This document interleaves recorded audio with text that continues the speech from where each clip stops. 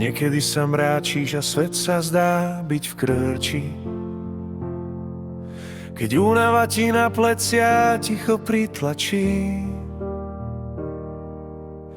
vidím tú vrásku, čo na čele sa ti zjaví.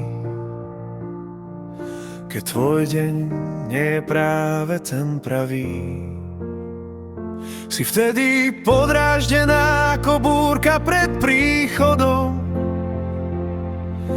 No pre mňa si stále tým jediným vchodom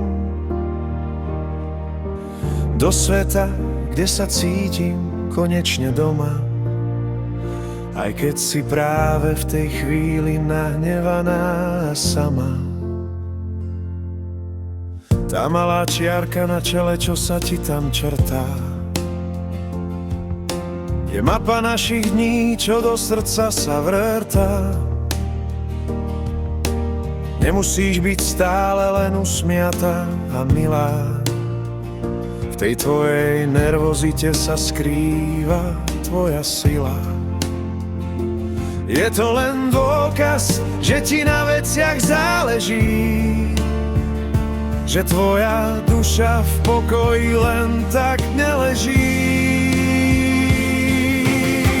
Tvoje oči ma držia, aj keď nie si tu, tvoje slová znejú v mojom srdci stále. Každá vráska je príbeh, ktorý nechcem stratiť. Láska žije, ja som pri tebe doma.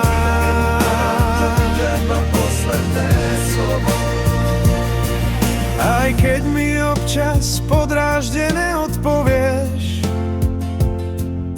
ja viem, že to v hĺbke tak vôbec nemyslíš. Chcem pri tebe stáť, kým sa tvoj mrak rozplynie, kým tá vráska v mojom bosku navždy zahynie. Tvoje oči ma držia, aj keď nie si tu, tvoje slová znejú v mojom srdci stále. Každá vráska je príbeh, ktorý nechcem stratiť.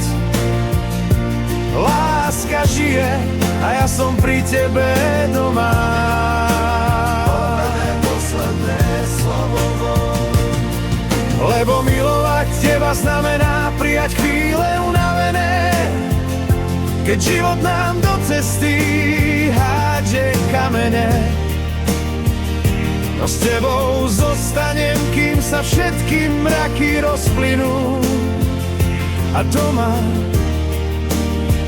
som len s tebou.